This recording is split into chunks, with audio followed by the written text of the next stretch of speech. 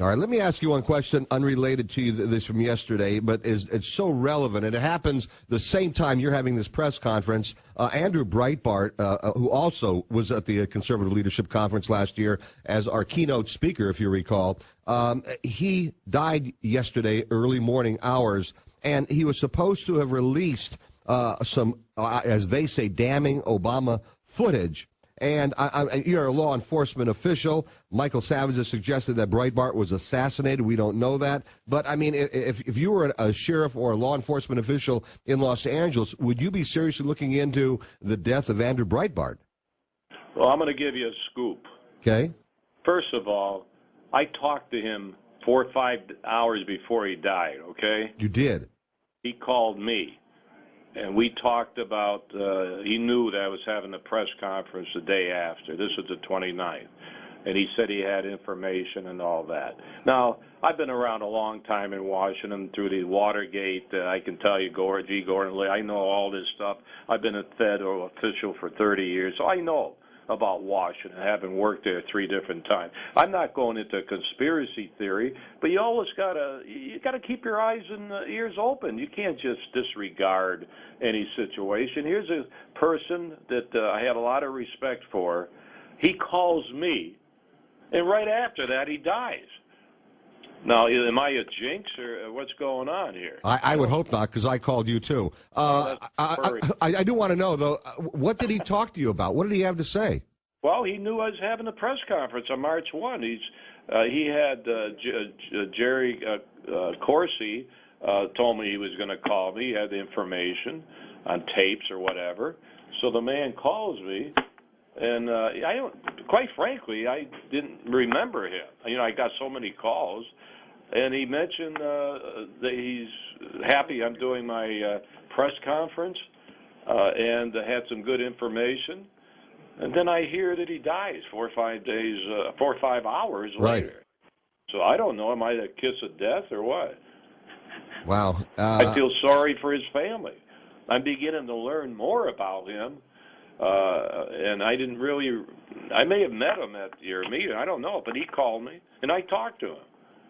Yeah, he was the keynote speaker. You were one of our speakers, too, and he was the keynote speaker. And, I mean, he overwhelmed people because he was supposed to speak like up to 30 minutes. He went on for an hour and a half. No one even began to leave the room, as they don't when you speak as well. So, I mean, there are certain people that, do command a great sense of attention. So he knew me. I just forgot. I get so many talk shows I can't keep track.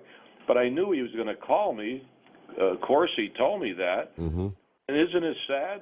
I mean, it's really sad because it's home and you talk to somebody, and then I don't care who it is, 4 or 5 hours later you hear he died.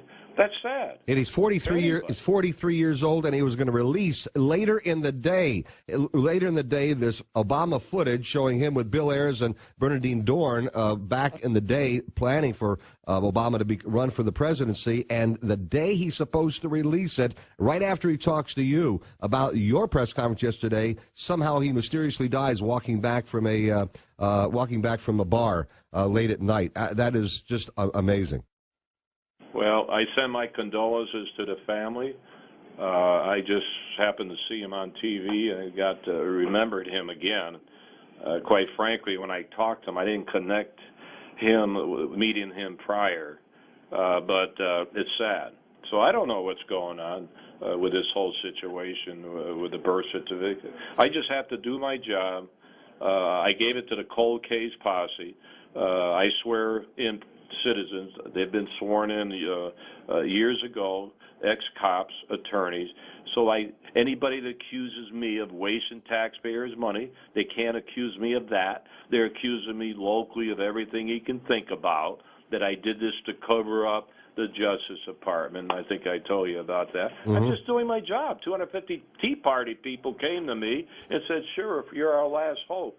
Can you look into it? Okay. All right, I've got to ask you one last question, which is an obvious one, especially in light of the death of Andrew Breitbart. Are you taking good care for your own safety or concerned about your safety given what you're releasing? Listen, I got Mexican cartels after me. In fact, they're pretty cheap. There's only 4 million. So I got all these threats. Just busted a guy in Portland threatening to kill me. There's a guy in Tennessee we're working on wants to kill me because of Obama, working on him. I get these threats all the time. I'm a big guy. Been around law enforcement 50 years. Maybe I ought to go to Las Vegas. Trump will give me one of his rooms. All right. Where's Trump with all this stuff? Too busy endorsing Romney? Well, actually, Trump came out and was questioning the president's birth certificate a long time ago as well. So, I think didn't do anything. No, he questioned a long time ago. He's not a law enforcement guy. Now you got a law enforcement agency looking at it. Well, the first one looking at it, Sheriff Joe Arpaio from Maricopa County, Arizona. Listen, as always, Sheriff Joe, America's Sheriff, thank you for being with us. And we do look forward to seeing you here in June at the Conservative Leadership Conference. We want you up here, okay? Wasn't invited, but I'll be glad to go. I'm inviting you right now in front of thousands of people. You paying my way? I'll have to talk to Chuck Muth about that. I'm not sure. Well, but we got to get you up here. All right. All right. Sheriff Joe, you. thanks for joining us, and thanks for letting us talk to Mayor Zabest as well. Thank you. Thank you. All right. Bye-bye.